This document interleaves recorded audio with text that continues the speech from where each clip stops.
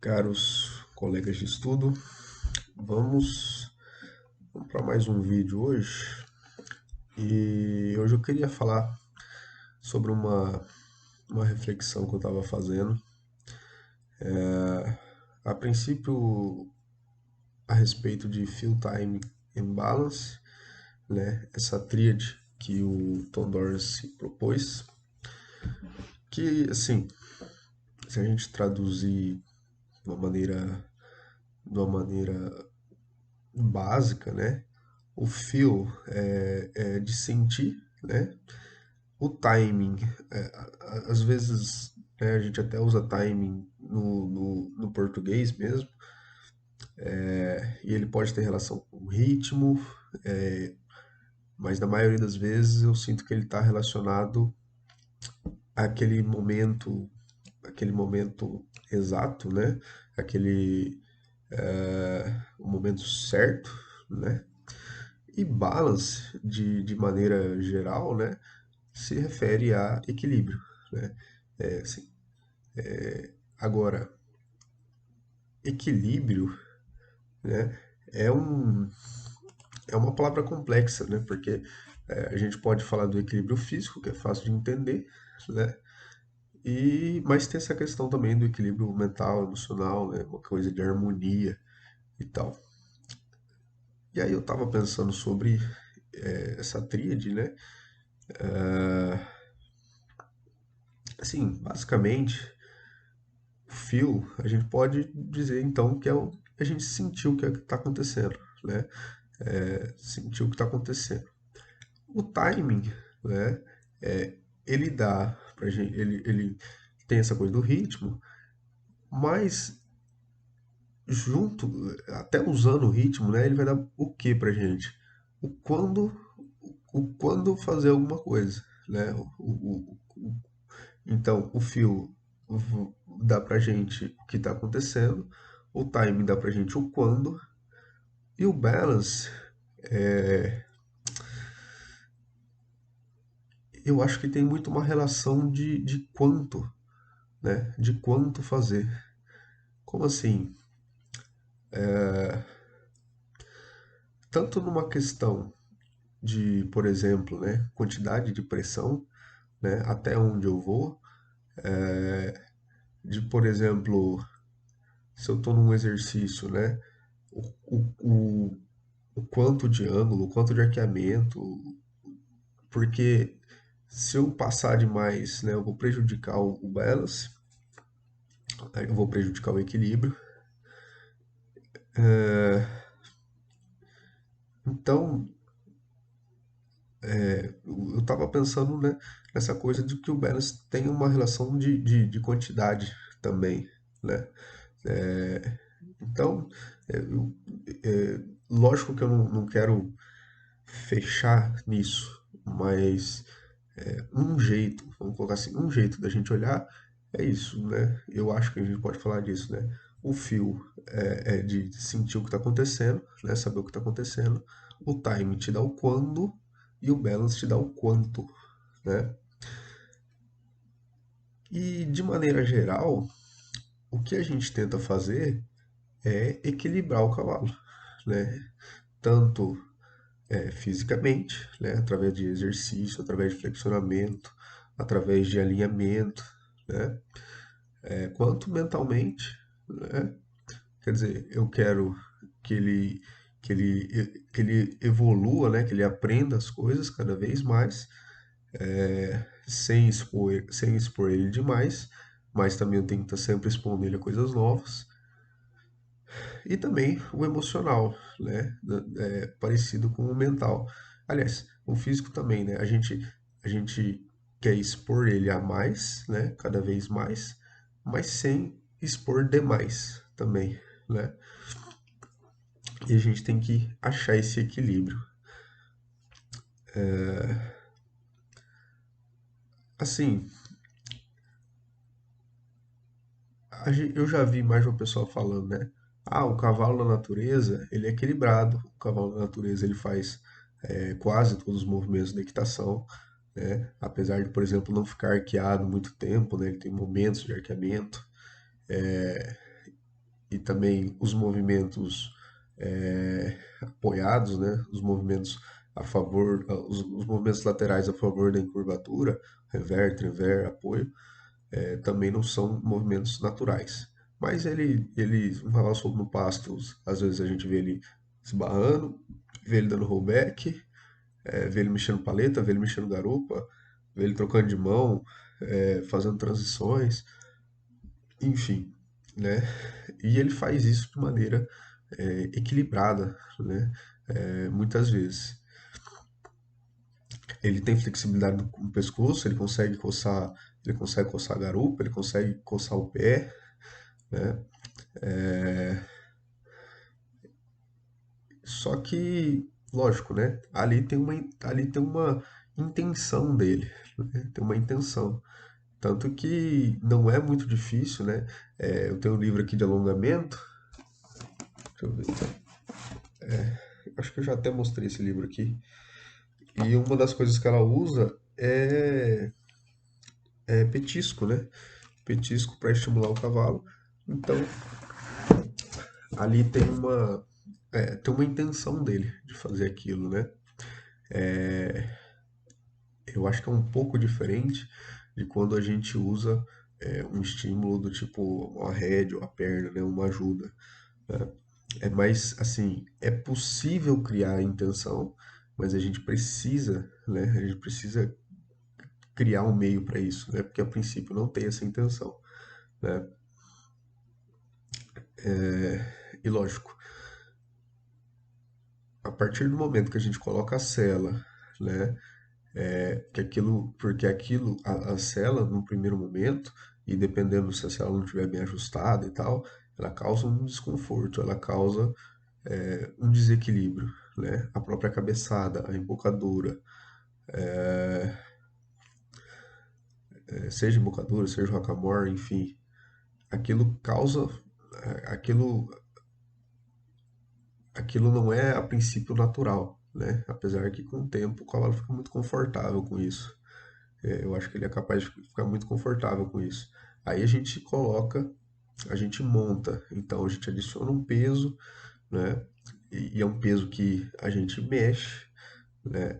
Principalmente se a gente não desenvolve bem a nossa equitação, né? Então, a, a ideia é que a gente desenvolva uma equitação que atrapalhe cada vez menos o equilíbrio do cavalo, mas mesmo assim, né, causa um desequilíbrio e isso leva a tensões e tensões levam a mais desequilíbrio, né? Então a gente tenta desenvolver o nosso feel time para ter um equilíbrio melhor, né? Um feeling ruim, um timing ruim prejudica prejudica o equilíbrio, né? Tanto o nosso quanto do cavalo. Outra coisa que eu estava pensando é eu gosto muito de ver também essa tríade numa ótica, eu vou chamar de fractal, que é o quê? Eu posso ver o feeling, né, ali no momento. Então, o que está acontecendo com o meu cavalo agora? O que, que o corpo dele está fazendo? Como que está o mental? Como que está o emocional dele ali no momento, né? Ele está relaxado? Ele está tenso? Ele está ansioso? É, que pata que tá saindo, né? Que pata que tá se mexendo? Como que está o corpo dele? Né? Como que tá a nuca, como tá o pescoço, como tá a paleta, como tá a costela, como tá o dorso, como tá a garupa. Eu posso olhar isso naquele momento específico, eu posso olhar isso num espectro um pouco maior de como ele está hoje, né? Como ele está nesse exercício, como ele está nesse movimento. Eu posso olhar num espectro ainda maior, né? Como é esse cavalo, como ele está no programa, né? E eu posso ir aumentando isso. O timing é a mesma coisa, né? Eu posso olhar qual que é o ritmo que ele está naquele momento, né? Aí junto do feeling, que quando que a pata está saindo, quando que a pata tá no momento melhor para eu pedir, né?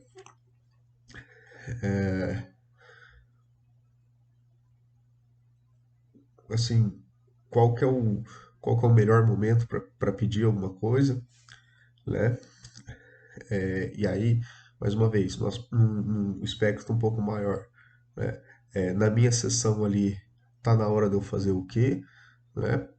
Num aspecto um pouco maior, no programa dele, que coisas eu posso fazer com ele, que coisas eu não posso fazer com ele ainda, né? Tá na hora de, tá na hora de fazer um movimento novo, tá na hora de fazer esse movimento, sei lá, tá na hora de tirar do redondel, tá na hora de levar para a prova, enfim, todas essas coisas a gente pode olhar também tem a ver com timing, né? Com a hora certa. E o, o, o equilíbrio também, né? A gente pode olhar ele ali no momento, mais uma vez, né? Aí junto ao feeling de novo, como que tá o corpo dele, tá equilibrado, não tá?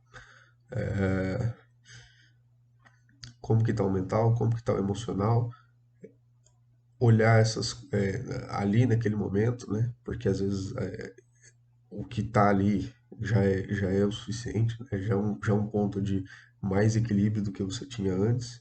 E aí você pode olhar isso dentro do programa, né? Então, sei lá, como esse potro, um cavalo de 3 meses de doma, como que ele tá, né? Em relação a essas coisas. Um cavalo de 6 meses, um cavalo de um ano de treinamento, né? Como que essas partes estão se relacionando, né? Então, eu acho um jeito interessante também a gente ver essa tríade, né? Não apenas ali no momento, e apesar de ser o que a gente mais usa, mas olhar a coisa um pouco mais, o cavalo, né? Um pouco mais de fora. Sentir o cavalo inteiro, mas não só ali no momento, mas conhecer realmente cada cavalo, né? Conhecer realmente cada cavalo. E aí, eu tava mexendo com uma égua esses dias e me veio esse outro pensamento, que aí talvez é um pouco mais. É uma coisa que eu ainda não tenho como certa, né? Mas é uma coisa que eu estou pensando sobre, que é especificamente sobre o equilíbrio, né? Porque, como eu disse antes, se fala muito em equilibrar, em reencontrar o equilíbrio, né?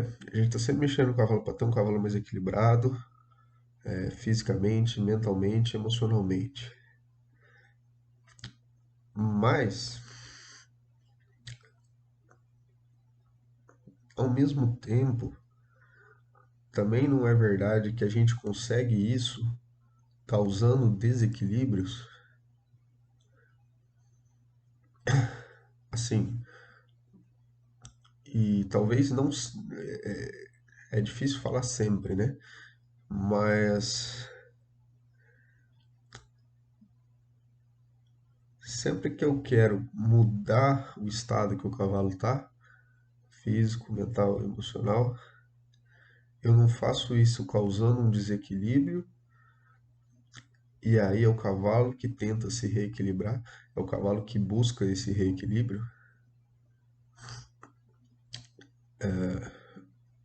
Não sei se eu estou conseguindo ser claro e passar a ideia que eu tô, a ideia que me veio que eu tô tendo, até porque esse insight veio de uma coisa que estava acontecendo e tal, que eu nem lembro direito o que aconteceu, senão eu falava para dar um contexto melhor. Mas pensa você montando um cavalo e de repente você quer mudar aquele movimento que ele está fazendo, né? Você quer fazer uma transição, como eu já falei no outro vídeo, qualquer transição daquela que seja. E o cavalo está fazendo uma coisa, você provavelmente está fazendo uma coisa em cima dele. Enquanto os dois estão fazendo a mesma coisa, né? Teoricamente, nada deveria mudar.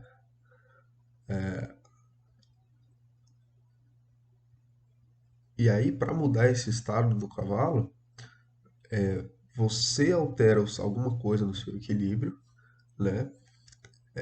E não do equilíbrio de cair, mas, por exemplo, você está com uma pressão equilibrada na perna, você está com uma pressão equilibrada na mão, você está com uma pressão equilibrada no assento. E aí você muda esse equilíbrio, né? Talvez não a palavra certa não é nem desequilibrar, mas você muda o equilíbrio disso daí, né? Então eu tô reto para frente, eu tenho peso, eu tenho pressão X numa perna, X nas duas pernas, X nas duas mãos, X nos dois assentos. Eu quero fazer uma curva, eu vou mudar esse equilíbrio da minha perna, essa atividade na minha perna, vou mudar a atividade no meu assento, vou mudar a atividade na minha mão, né? Então, a gente muda isso, né? Sei lá, outro exemplo.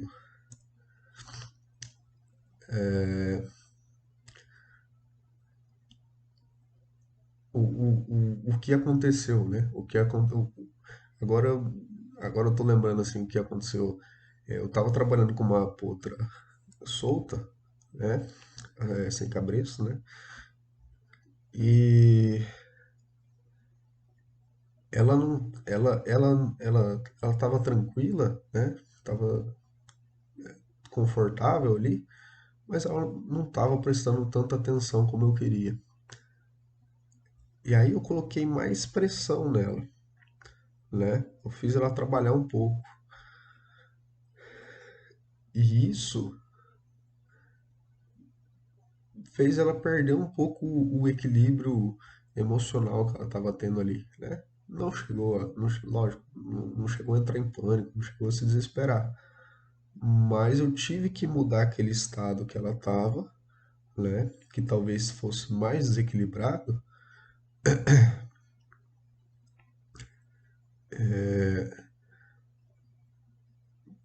para depois ela voltar, para depois ela buscar esse reequilíbrio, né? Mas aí ela, quando ela voltou, ela estava com mais atenção no que eu estava fazendo. Então,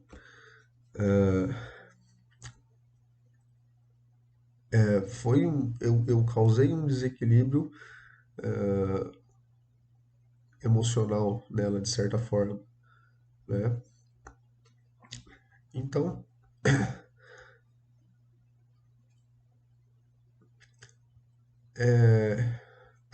assim, até então, eu não tinha pensado muito que o desequilíbrio também ele é uma coisa positiva, né? A gente fala muito de equilíbrio e tal, mas o desequilíbrio muitas vezes é a nossa ferramenta, né? Ou a mudança de equilíbrio, né? A gente precisa quebrar um estado, né?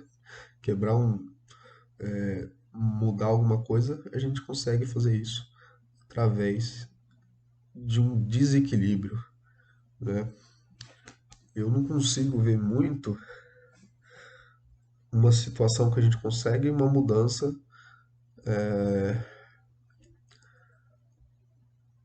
só pelo equilíbrio, né? Então, bom, basicamente, basicamente é isso. Quando a gente fala de uma reflexão, né, uma coisa assim, não tem muito como fechar um assunto, né? Não tem conclusão. Eu só queria expor essa reflexão que talvez faça sentido, né? Porque eu achei que